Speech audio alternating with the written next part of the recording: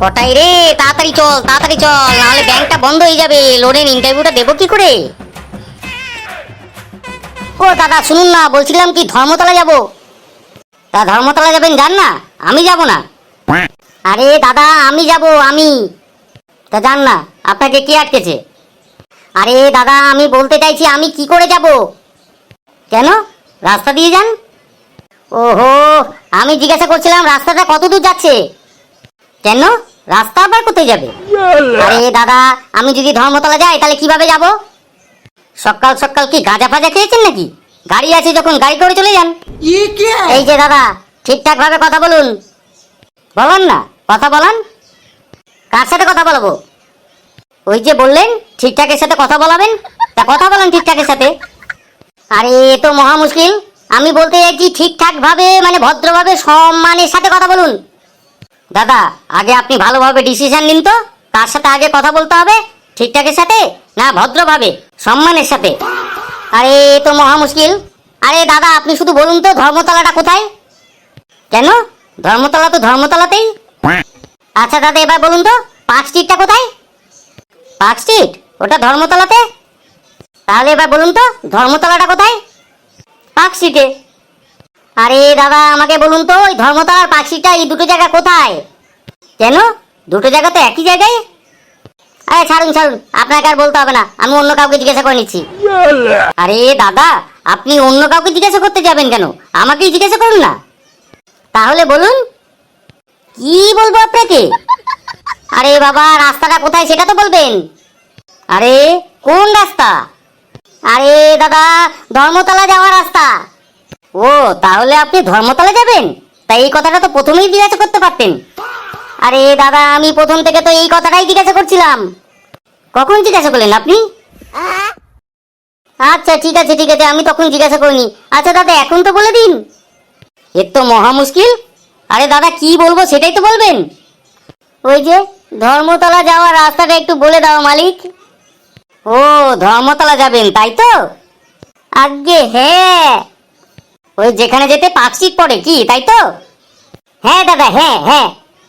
ও তার মানে আপনি ধর্মতলার পার্ক স্ট্রিটে যাবেন কি তাই তো? হ্যাঁ দাদা বলুন বলুন, ওই ধর্মতলা পার্ক স্ট্রিটেই যাবো আমি, বলুন না।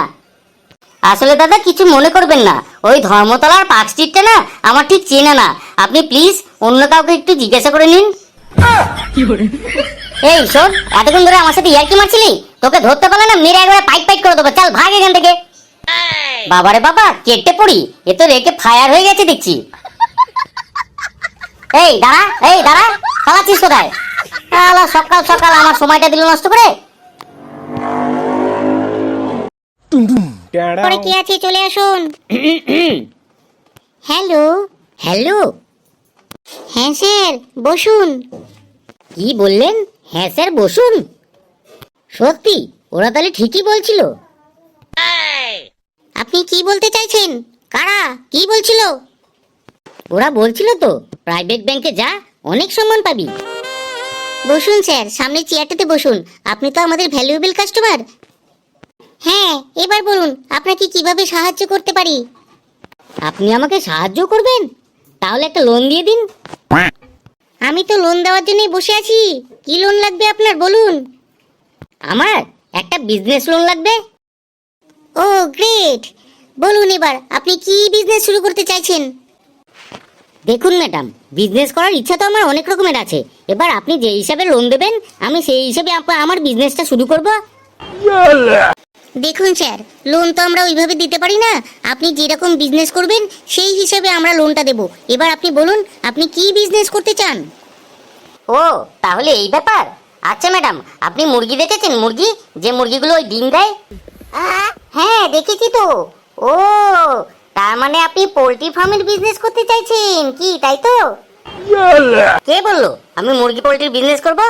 আমি আপনাকে বললাম যে আপনি মুরগি দেখেছেন যে মুরগিগুলো ডিম পাড়ে।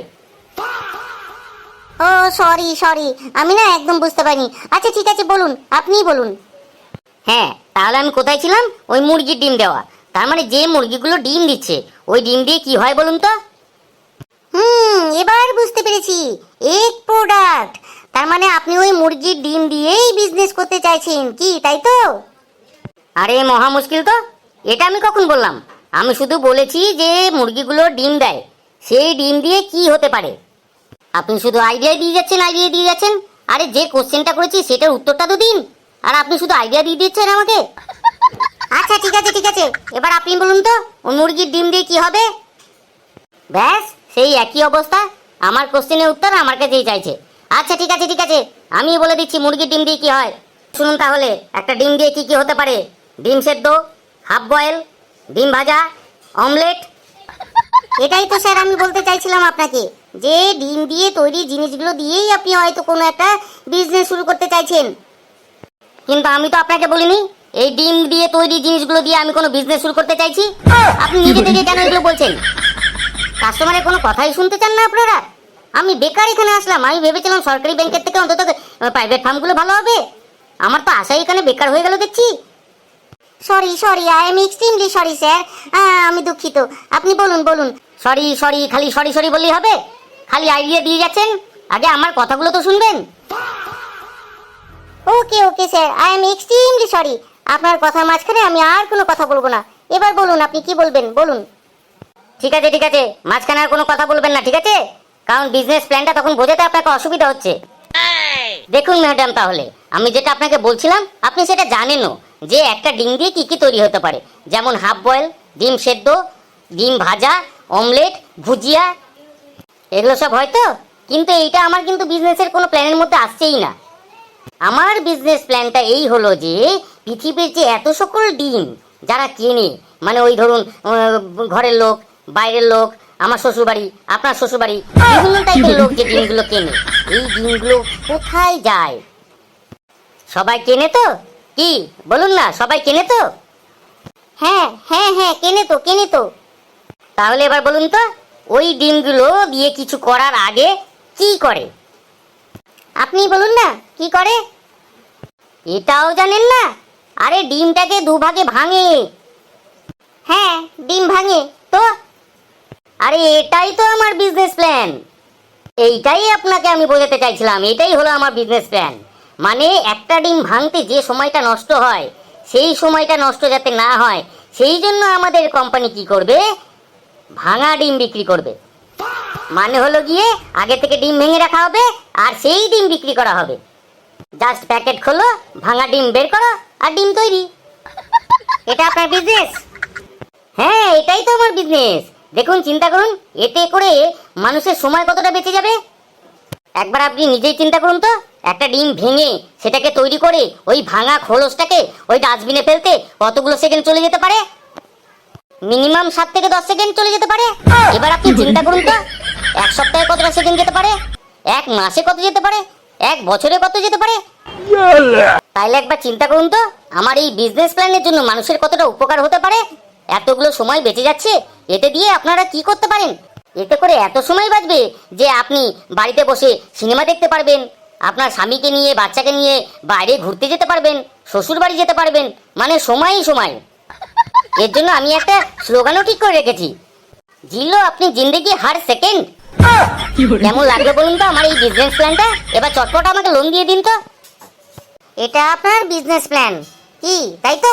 ওঠ, উঠে দাঁড়া। ব্যাপারটা কি হলো? আপনি থেকে একবারে তুইয়ে চলে আসলেন। প্রাইভেট ব্যাংকে চাকরি করে বলে তোকে এতক্ষণ ধরে আমি আপনি সম্বোধন করেছি। এই অফিসের চক্করে এতক্ষণ ধরে সম্মান দিয়েছি তোকে। 1 ঘন্টা আমার সময় খেয়েছিস তুই। বল এই সময়টা ফ্রি দিতে পারবি? আমার সাথে ফাজলামি করছিলি এতক্ষণ ধরে। বিজনেস প্ল্যান, হ্যাঁ ভাঙা ডিম বিক্রি করবি তুই?